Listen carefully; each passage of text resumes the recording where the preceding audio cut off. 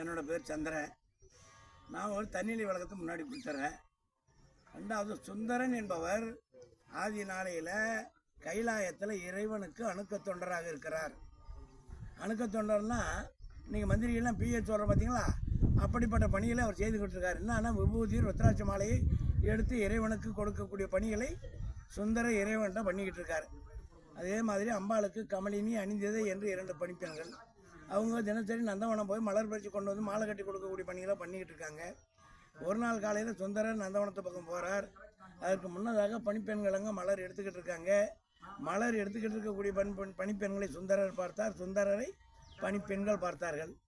இந்த 3 பேருடைய மனதும் ஒரு மனதாகி ஒருவருக்கொருவர் மனதை பறி கொடுத்தார்கள். இதன் காரணமாக அவர்கள் மேற்கொண்ட பணியின் மீது காலதாமதமாகுது. காலதாமதமாகி இறைவன்கிட்ட போகும்போது இறைவனுக்கு தெரிய வருகிறது காலதாமதத்துக்கு என்ன காரணம்னு. இறைவன் பார்த்தார், சுந்தரா வாங்க, உனக்கோ திருமண ஆசை வந்து போச்சு. ஆனால் தான் உன்னுடைய எண்ணத்தை உன்னுடைய மனதை பெற மாதிரி மேலே செலுத்த விட்டாய். அதுக்கு தகுந்த இடம் இது வரல. அதனால் என்ன பண்ணீங்கன்னா, நீங்கள் 3 பேருமே போய் மண் உலகத்தில் பிறந்து இன்ப துன்பத்தெல்லாம் அனுபவிச்சு அதன் பிறகு என்னை வந்து சேர கடவுது போங்கன்னு கட்டளையிடுறார். இவங்க தூக்கி வார்பட்ட மாதிரி திடுக்குன்னு போய், ஐயா உங்களுக்கு இது நாள் வரைக்கும் உங்களுக்கு நாங்கள் இந்த மாதிரி பணி செய்துக்கிட்டு இருந்தோமே, மண்ணுலகத்தில் போய் பிறக்கணும்னு கட்டளை இடுறீங்களே. மண்ணுலகத்தில் ஆணவம் கண்மம் மாயை என்று சொல்லக்கூடிய அதுபடிப்பட்ட அந்த மும்மலங்களில் சிக்கி நாங்கள் அழிய நேரிட்டு விட்டால் என்ன ஆகிறது ஐயா? மண்ணுலகில் நாங்கள் ஏதேனும் வழி தடுமாறுகிற போது நீங்கள் எங்களை தடுத்து ஆட்கொள்ள வேணும் இறைவா அப்படின்னு சொல்லி சுந்தரர் என்ன பண்ணுறார், இறைவன்கிட்ட கேட்டுக்கிறார். அப்பவே எங்கள் கைலாயத்திலேயே சரியப்பா அப்படியே ஆகட்டும்னு இறைவன் சொல்ல, கைலாயத்தில் சுந்தரனாக இருந்தவர் இந்த பக்கம் ஒரு 13 கிலோமீட்டர் தூரத்தில் திருநாவலூர்னு ஒரு ஊர் இருக்குது. அந்த திருநாவலூரில் சைவ சிவாச்சார குடும்பமான சடையனார் இசைஞானியார் என்ற சைவ அந்தன குடும்பத்தில் பிள்ளையாக பிறக்கிறார். பிள்ளையாக பிறந்து வளர்கிற போது அவருடைய பேர் நம்பி, அவருடைய பாட்டனாருடைய பேர் ஆரூரன். நம்பி ஆரூரன் அப்படின்ற பேரில் அந்த குழந்தை பிறந்து வளர்ந்து விளையாடிக்கிட்டு இருக்கு. அந்த குழந்தைக்கு 2-3 வயசு பருவத்தில் தேர்வூரில் சின்னதாக தேர் உருட்டி விளையாடுது. அந்த பகுதியை நரசிங்க முனையரையர் அப்படின்னு ஒரு குறுநில மன்னன் ஆண்டுகிட்டு இருக்கான். அவனுக்கோ குழந்தை பாக்கியம் கிடையாது. எப்பவும் போகிற மாதிரி ஒரு நாள் வீதி வளம் போனான். வீதி வளம் போகும்போது தேர் உருட்டி விளையாடுற குழந்தைய பார்த்தான். தூரத்தில் இருந்தேன் பார்த்து இவனுக்கு அப்படியே தூக்கி வாரி போட்ட மாதிரி ஒரு இன்பமான ஒரு அதிர்ச்சிக்கு ஆளாயிட்டான். இவனுக்கோ குழந்தை கிடையாது. இந்த குழந்தைய பார்த்தா அவ்வளோ சீரும் பொலிவும் சிறப்பாக இருக்குது. இந்த குழந்தையோட எதிர்காலம் நல்லா சிறப்பாக அமையும். நமக்கோ குழந்தை இல்லை. இந்த குழந்தைய நம்ம தத்து பிள்ளையாக கேட்டு வாங்கி போனால் நம்ம வளர்க்கலாமே அப்படின்னு ஆசைப்பட்டு ஓடி போனான். குழந்தைய தூக்கினான். உச்சி முகம் தான் முத்தமிட்டான். இந்த குழந்தைய தூக்கிக்கிட்டே பெற்றவங்க யாருன்னா அந்த வீட்டுக்கு போயிட்டான். அந்த வீட்டுக்கு போய்ட்டு, ஐயா எனக்கு இந்த மாதிரி பிள்ளை பேர் இல்லாத காரணத்தால் இந்த குழந்தைய நான் தத்து பிள்ளையாக எடுத்து வளர்க்கலான்னு ஆசைப்பட்டு உங்கள்கிட்ட தர்மம் கேட்கறதுக்கு வந்தா ஐயான்னு சொன்னாங்க. ஒரு ராஜாவே நம்ம வீடு தேடி வந்து கேட்கும்போது நம்ம இல்லைன்னு மறுக்க வேணாம்னு சொல்லி, ஐயா உங்கள் எண்ணப்படியே ஆகட்டும் அவங்களுக்கு சம்மதம் சொல்ல நம்பி ஆரூரனை நரசிங்க முனையர் என்ற ராஜா தத்து பிள்ளையாக எடுத்து வந்து வளர்க்கிறார். நம்பி ஆரூரன் வளர்ந்து திடகாத்திரமான ஆளாக போனான். அப்போ வந்து ராஜா நினைச்சார், நம்பி நல்ல வளர்ந்து ஆளாயிட்டான். இந்த நேரத்தில் நம்ம மண்ணுலக வழக்கப்படி ஒரு பொண்ணை பார்த்து அவனுக்கு திருமணம் பண்ணால் நல்லதுன்னு அவருக்கு ஒரு எண்ணம் வந்து இந்த ராஜாவுக்கு.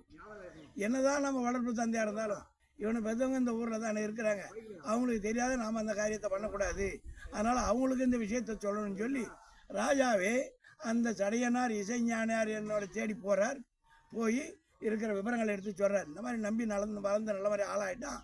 இந்த நேரத்தில் மண்ணுலக வழக்கப்படி நம்ம ஒரு பொண்ணை பார்த்து அவனுக்கு திருமணம் பண்ணால் நல்லதுன்னு என் மனசில் ஒரு எண்ணம் வந்தது. அதை நீங்கள் தானே முன்னிருந்து செய்யணும், உங்களுக்கு தெரியாது நம்ம செய்யக்கூடாதே, அதனால் உங்ககிட்ட சம்மதம் கேட்டு கூட்டு போகலான்னு வந்தான் ஐயான்னாங்க. அவங்க என்ன பண்ணாங்க, ஐயா ரொம்ப சந்தோஷம், தாராளமாக அவனுக்கு திருமணம் பண்ணலான்னு அவங்க சம்மதம் சொன்னாங்க. சரி சம்மதம்னு சொன்னால் எப்படி வாங்க போட்டு பொண்ணு பார்க்கலான்னு சொல்லி இந்த ராஜா என்ன பண்ணார், அந்த சடையனார் இசைஞானியாரையும் ஒரு 10 பேரையும் கூட்டுக்கணும் மறுபடியும் போகிறார். இந்த பக்கம் ஒரு 20 கிலோமீட்டர் தூரத்தில் ஆனத்தூருக்கு அந்த பக்கமும் பண்டுட்டிக்கு இந்த பக்கத்துலையும் இருக்குது அந்த ஊர். புத்தூர்னு ஒரு ஊர், வரலாற்று பெயர் புத்தூர். அதன் பிறகு மனம் தவிர்ந்த புத்தூர்னு சொல்லி எடுத்தாங்க, மனம் தவிர்ந்த புத்தூர்னு சொல்லி எடுத்தாங்க. இப்போ மணப்புத்தூர்னு சொல்லிக்கிட்டு இருக்காங்க. வரலாற்று பெயரில் வர்றது புத்தூர். அந்த புத்தூரில் சடங்கவி சிவாச்சாரியார் என்பவருடைய பொண்ணு கமலஞான பூங்கோதை அப்படின்னு ஒரு பொண்ணை பார்க்க போகிறாங்க. இப்படிப்பட்ட ஒரு நல்ல பொண்ணு இந்த குடும்பத்தில் இருக்குதுன்றது பலராலும் சொல்ல கேள்விப்பட்ட மன்னன் அந்த வீட்டுக்கு பொண்ணு பார்க்க போகிறான். போய் பார்த்து சடங்கவி சிவாச்சாரியர்கிட்ட நடந்த இருக்கிற விவரத்தை சொல்ல அவரும் பொண்ணை கொண்டு வந்து பார்க்குறவங்களுக்கு இது பண்ணார். அவங்க பார்த்தாங்க பொண்ணை. பார்த்தவங்க எல்லாருக்கும் பொண்ணு பிடிச்சி போச்சு. பொண்ணு பிடிச்சி போன காரணத்தால் வைதிக முறைப்படி பேச வேண்டிய பேச்சுக்களை பேசி திருமணத்துக்காக நாள் குறிக்கப்பட்டது. அந்த திருமண நாளும் வந்தது. வேதியர்களெல்லாம் மந்திரம் ஓதி தாலி எடுத்து நம்பிக்கையில் கொடுத்தாங்க. நம்பி அந்த கமலஞான பூங்கோதை அப்படின்னு அந்த அம்மா கருத்தை தாலியை கட்ட போகிறான். இறைவன் பார்த்தார், என்னடா கமலினி அணிந்ததை என்ற பணிப்பெண்கள் மேலே இவங்க ஆசைப்படுறான் கைலாயத்தில். அதனால் அவங்களையும் நம்ம மண்ணுலகத்தில் பிறக்க வச்சுருக்கோம். பறவை நாச்சியார்ன்ற பேரில் திருவாரூர்லையும் சங்கிலி நாச்சியார்ன்ற பேரில் திருவொற்றிலையும் பிறந்து வளர்ந்துக்கிட்டு இருக்காங்க. அவங்கள மனம் முடிக்கிறதுக்கு பாலவன் வேறலன்னு போய்கிட்டு இருக்கான், விடக்கூடாது அப்படின்னு சொல்லி இறைவன் என்ன பண்ணார், வயதான சிவனடியாராக தாடி சடமுடியோட கழுத்தில் உத்திராட்சி மாலையை போட்டுக்கிட்டு கையில் கோடு ஒன்று ஊனிக்கிட்டு காலில் பாதகருடைய மிதியடியை மாட்டிக்கிட்டு திருமணம் நடக்கக்கூடிய இடத்துக்குள்ளே போகிறார். போகும்போதே என்ன பண்ணணுன்னு இந்த மாப்பிள்ளையா தாலி கட்ட போகிறான் பூமாத கழுத்தில். இவன் போகும்போது என்ன பண்ணார், நிறுத்து நிறுத்து நிறுத்துன்னு குரல் கொடுத்துட்டே உள்ளே போகிறார். என்னடா தாலி கட்ட போகிற இடத்துல போய் அவனை அவசரமாக நிறுத்து நிறுத்துன்னு சொல்கிறான்னு சொல்லி எல்லா வேலையும் அப்படியே போட்டு எந்த பக்கம் குரல் வந்து அப்படியெல்லாம் திரும்பி பார்க்க ஆரம்பித்தாங்களாம். பார்த்த மாத்திரத்திலேயே கையெடுத்து கும்பிடணும் போல தெரியுது. அப்படிப்பட்ட ஒரு வயதான சிவனடியார் பார்த்தாங்க பெரியவங்க. ஐயா பெரியவரை உங்களை பார்க்கும்போதே கையெடுத்து கும்பிடணும் போல தெரியுது.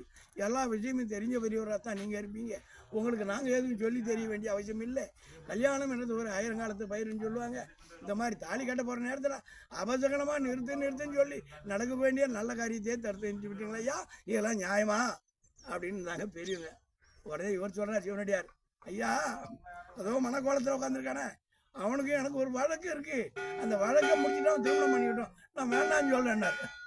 என்ன பெரியவரை, நீங்களும் ஒரு அந்தனராக இருக்கீங்க, இந்த மாப்பிள்ளையும் ஒரு அந்தனர் தான். அந்தனருக்கு அந்தனர் வழக்கு என்பது உலகத்திலேயே பழக்கம் கிடையாது. நீங்கள் சொல்றதெல்லாம் விசித்திரமா இருக்க பெரியவரை, எல்லாம் நியாயமா?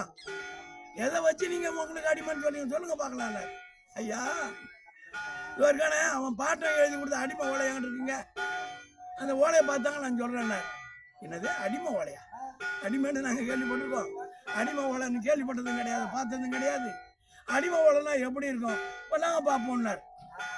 இவர் ஒரு ஓலைச்சுவடியை எடுத்து பெரியவங்க பார்வைக்கு நீட்டுறார். எடுக்கிறதுக்குள்ள இந்த ஓலைச்சுவடியை வச்சுருந்தா இவ்வளோ வேலையும் பண்ணுறாங்க. தவறான எண்ணத்தை மனசில் வச்சுருந்தா மாப்பிள்ளை என்ன பண்ணா, எழுந்தான். அவர் நீட்டின ஓலைச்சுவடி எடுத்து பிடுங்கினா, கிழிச்சா எரிஞ்சு ஓமண்டத்தில் போட்டு எரி வச்சுக்கிட்டான். ஐயோ ஐயோ ஐயோ ஐயோ பார்த்தீங்களா இவ்வளோ பெரிய சபையில் இவ்வளோ பெரியவங்க மத்தியில் இந்த ஓலைச்சுவடி பார்த்து எனக்கு ஒரு நல்லது நடக்கும், நியாயம் கிடைக்கணும் நினச்சி ஆசைப்பட்டனே. இந்த ஓலைச்சுவடி வந்து கதையை பார்த்தீங்களா? இந்த ஓலைச்சுவடிக்கா இத்தனை பேர் மத்தியில் எனக்கு இப்படி ஒரு கதை நடந்தா இன்னும் போய் நேரத்துக்கு எனக்கு எந்த கதை நடக்க போதோ இந்த இடத்துல அப்படிலாம் இருக்கும்போது எனக்கு மட்டும் நியாயம் என்னன்னுங்க இந்த ஊரில் கிடைக்க போகுது. ஐயோயோ இந்த ஊரில் எனக்கு நியாயமே வேணாங்க. உண்மையிலேயே நீங்கள் எனக்கு நியாயம் சொல்லணுன்னா என் ஊருக்கு வந்து பேசுங்க, இங்கே எனக்கு நியாயம் கிடைக்காதுன்னுட்டார்.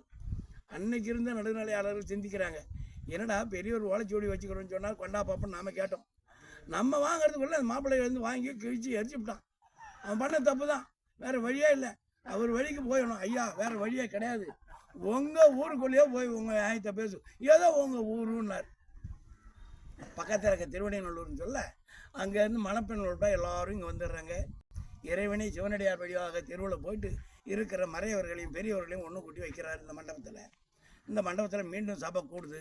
சபை கூடன உடனே பார்த்தாங்க, ஐயா பெரியவரை நீங்கள் ஒரு வழக்கு சொன்னீங்களே, நான் உங்கள் வழக்குன்னாங்க. அதான் மனக்குளத்தில் உட்காந்துனால அவன் என்னோட அடிமை கண்டார். மீண்டும் என்னங்க எந்த நேரம் பார்த்தா அடிமைன்னு இப்படியே சொல்லிக்கிட்டீங்க, எப்படிங்க அவன் உங்களுக்கு அடிமை?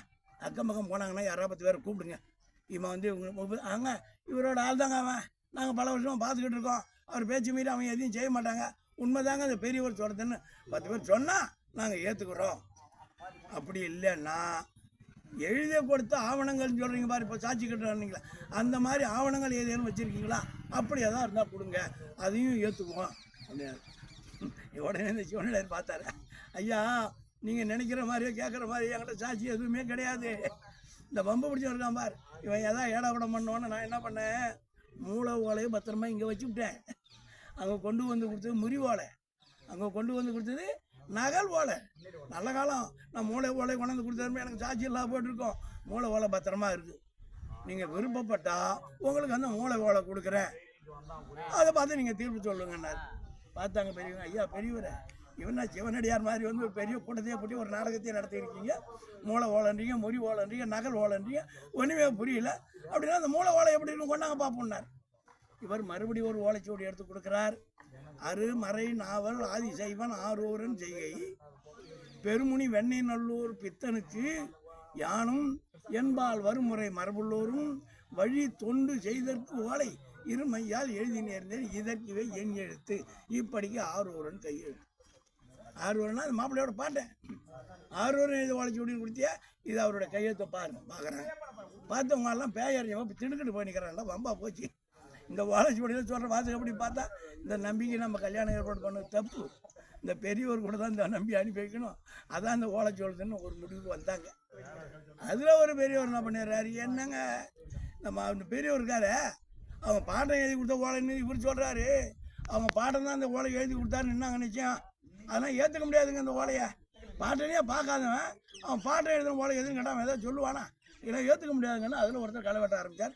அந்த காலத்தை எப்போ 7ஆம் நூற்றாண்டு காலத்திலே ஐயோ இப்படி ஒன்று இருக்கா, ஒன்றுமே புரியலையா, என்ன தீர்ப்பு சொல்கிறது தெரியல, விழிக்கிறாங்க. உடனே சிவனடியார் சொல்கிறார், ஏங்க பாட்டம் வாடுற ஊருக்கு ஆள் அனுப்புங்க, இந்த ஓலைச்சுவடி மாதிரி இன்னும் எவ்வளோ ஓலைச்சுவடி எழுதியிருப்பார், எல்லாம் ஓலைச்சுவடி மூட்டை கட்டி கொண்டு வாங்க, இதையும் அதையும் வச்சு ஒப்பிட்டு பாருங்கள், உண்மை எது போய் எதுவும் தெரிஞ்சு போகுதுன்னார். அடடே செய்யலாமன்னு சொல்லி எவ்வளோ ஆட்கள் அனுப்பி ஆரூரன் எழுதிய மற்ற ஓலைச்சுவடியில் உரம் மூட்டை கட்டி கொண்டு வந்தாங்க. இந்த ஓலைச்சுவடி அந்த ஓலைச்சுவடியை வச்சு ஒப்பிட்டு பார்த்தாங்க. கடுகளவு அணு அளவு கூட தப்பு எதுவும் கிடையாது, வரிக்கு வரி வார்த்தைக்கு வார்த்தை எழுத்துக்கு எழுத்து எல்லாம் சுத்தமாக இருக்குது. எல்லாம் சுத்தமாக இருக்க காரணத்தால் இந்த ஓலைச்சுவடி உண்மை, இந்த ஓலைச்சுவடி உண்மைன்னா அதில் சொல்லியிருக்கக்கூடிய வாசகங்களும் உண்மை. அதனால் நம்பி வாப்பா, உனக்கு நாங்கள் கல்யாணம் ஏற்பாடு பண்ண தப்புப்பா, இந்த பெரியவர் பின்னாடி தான்ப்பா நீ போகணும், அவர் சொல்லக்கூடிய பேச்சை கேட்டு நீ உன்னோட வாழ்நாளை நடத்திக்கணுப்பா, இதுதான் அந்த சபையோட தீர்ப்புன்னு தீர்ப்பை சொன்னாங்க. தீர்ப்பை சொன்ன அந்த பெரியவங்க தீர்ப்பு சொன்னதும், ஐயா சிவனடையார் மாதிரி வந்து இப்படிப்பட்ட ஒரு நாடகத்தை நடத்திட்டீங்க, இந்த ஊரே உங்கள் ஊருன்னு சொன்னீங்க, உங்கள் ஊர் தான் இந்த ஊரில் ஊடு எங்கே இருக்குது காட்டுங்க பார்ப்போம்னார். என்னங்க என்ன போய் அவங்களை எல்லாருமே பார்த்துட்டு இருக்கேன், என்ன போய் பார்க்கலன்றீங்களா எல்லாரும், இவர் என்னங்க இவர் தான் கடவுளாச்சா, எல்லாருமே பார்த்துக்கிட்டு உங்களை பார்க்கலன்னும்போது, ஐயா நான் உங்களை எல்லாரும் பார்க்குறேன், நீ என்னை பார்க்கலன்றீங்க, உங்கள் வீடு தானே வேணும், வாங்க காட்டுறேன் பார்ப்போம்னார். அங்கேருந்து கூட்டிகிட்டு வந்தார், கோபுர வாசற்படி போனார், போட்டிருந்த பாதகருடன் இருக்க மிதியடி கட்டி கீழே விட்டார், உள்ளே போனார், மறைஞ்சி போயிட்டார். ஐயா பெரியவர் ஐயா பெரியவர் ஐயா பெரியவர்னு கூச்சல் போட்டு பார்த்தா உள்ளே போய் எங்கேயுமே கிடைக்கல. ஆகாய மார்க்கமாக அசரீரியானவர் குரல் கேட்குது, சுந்தரா என்ன இன்னமும் உனக்கு தெரியலையா, தக்க நேரம் வருகின்ற போது உன்னை நான் தடுத்தாற் கொள்வேன், கைலாயத்திலே சொன்னேனப்பா அப்படின்னார். இது வரைக்கும் இறைவனோட குரலை கேட்ட நம்பிக்கை ஆண்டவனுடைய குரல் கேட்ட உடனே பசுவாட்டுக்கு தாய் பசுவை பார்த்த கண்ணுக்குட்டி மாதிரி அந்த பழைய எண்ணங்களெல்லாம் பூர்வீக ஞானமாக வந்து போகுது, மண்ணுலக ஆசையெல்லாம் மறந்து போச்சு. இறைவா என்னை தடுத்து ஆட்கொள்ள வேணுன்ற எண்ணத்துக்காக இப்படிப்பட்ட ஒரு நாடகத்தை நடத்துனீங்களா, இது தெரியாது அவங்களே என்னென்ன பித்தன் பேனெல்லாம் சொல்லி திட்டிவிட்டனே, நான் என்ன பண்ணுவேன் ஏது பண்ணணும்னு ஆதங்கப்படுறேன். இப்போ நீ ஒன்றும் ஆதங்கப்பட வேணாம், கைலாயத்தில் என்ன தொண்டுகளை பண்ணிட்டு இருந்தேன் அதே தொண்டுகள் தான் எல்லா தலங்களுக்கும் போய் என்னோட பெருமகளை நீ தமிழில் பாடணும், அதான் உன்னோட வேலைன்னா. என்னங்க எனக்கு ஒன்றுமே புரியல, கண்ணை கட்டி காட்டில் விட்ட மாதிரி எனக்கு ஒன்றுமே புரியல, எனக்கு பாடுன்னு சொன்னால் என்னென்னுங்க பாடுறது, என்னப்பா கல்யாண ஆரம்பத்தில் பார்த்து போய் என்ன பித்தன் பேன்னு சொல்லி திட்டனியாப்பா, பித்தான்ற வார்த்தையை முதலடியாக வச்சு பாடு வரும்னார். பித்தா பிறை சூடி பெருமானே அருளாளா எத்தான் மறவாதி எண்ணிக்கின்றேன் மனத்து உன்னை வைத்தாய் வெண்ணை தென்பால் வெண்ணெய் நல்லூர் அருள் துறையுள் அத்தா உனக்கு ஆளா இனி அல்லே நிழலாமேன்னு இறைவன் பித்தா என்று அடி எடுத்து கொடுக்க சுந்தரர் முதலாக தேவாரம் பாடுகிறார். இறைவனும் இறைவியும் தம்பதி சமேதராக ரிஷபவாகனத்தின் மேலே உட்கார்ந்து ரிஷபாரோடராக காட்சி கொடுத்தார்கள். மண்ணுலக மக்களெல்லாம் கண்ணால் கண்டு தரிசனம் பண்ணாங்க, தேவர்கள் எல்லாம் மலர் மாறி போயிருந்தார்கள். அந்த அற்புதம் நடந்த பூமி ஐயா இது. நல்லது ஐயா, நன்றி, நல்லா அருமையாக சொன்னீங்க. உங்கள் பேர் ஐயா? சந்திரன். அப்பா பேர்? தெய்வநாயகம். நீங்கள் எங்கேருந்து ஐயா இப்போ நீங்கள் பேசின்னு இருக்கிறீங்க? சிவன் கோயில் இடத்துல இதே இடத்துல தான் உட்காந்து இதுக்கு முன்னாடியும் பேசியிருக்கேன். வடக்குறைத்த மண்டபத்துக்கு எதிராக உட்காந்துருக்கேன். சுந்தரருக்கும் இறைவனுக்கும் நடந்த வழக்கு நடந்தது இந்த இடம் தான். நல்லது ஐயா. இந்த மண்டபத்துக்கு எதிராக உட்காந்து பேசிக்கிட்டு இருக்கேன். இந்த ஐதீகம் ஒன்று இந்த மண்டபத்தில் நடக்குது. என்னான்னு கேட்டால் பிராது விண்ணப்பம் போகிறதுன்னு ஒரு ஐதீகம். அந்த பிராது விண்ணப்பம் என்னன்னு கேட்டால் இறைவனுக்கே பிரச்சனையை தீர்த்து விட்ட இடம்ன்றதால மக்களுடைய கோரிக்கைகளை வென்றெடுக்க ஒரு சரியான இடம் ஒன்று கருதி இங்கே பிராது மனு போகிறதுன்னு ஒரு ஐதீகம் நடத்துகிறாங்க. அந்த பிராது மனு வந்து அர்ச்சகர் கையில் இருக்குது. 151 ரூபா காணிக்க கொடுத்து அந்த பிராது மனுவை வாங்கணும். உங்களுடைய முழு விலாசத்தை அதில் எழுதணும். நீங்கள் எந்த குறையும் ஆண்டவங்கள்ட்ட கேட்க போகிறீங்களோ அந்த குறையை அந்த பேப்பரில் எழுதணும். அந்த பேப்பரில் எழுதி அங்கே உள்ள வாதாடீஸ்வரர்னு ஒரு சாமியை பிரதிஷ்டை பண்ணி வச்சுருக்காங்க. அந்த சாமியின் பேருக்கு ஒரு அர்ச்சனையை பண்ணி நீங்கள் எழுதி கொண்டு அந்த பேப்பரை மடித்து அந்த பிராது பெட்டிக்குள்ளே மடித்து போடணும். அப்படி போட்டிங்கன்னா அடுத்து வரக்கூடிய 90 நாளைக்குள்ளே நீங்கள் கேட்ட பிரச்சனைகளுக்கு உண்டான பலன் என்பது கிடைக்குது.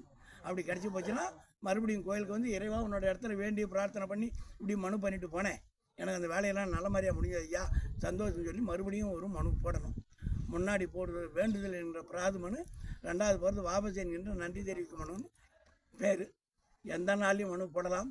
அஷ்டமி, நவமி, பாட்டிமை, கிருத்திகை இந்த கணக்கெல்லாம் கிடையாது. கோவில் திறந்திருந்து அர்ச்சகர் கொடுத்தா எப்போ வேணாலும் போடலாம். காலை 6 முதல் மாலை 6 வரை தான் நேரம்.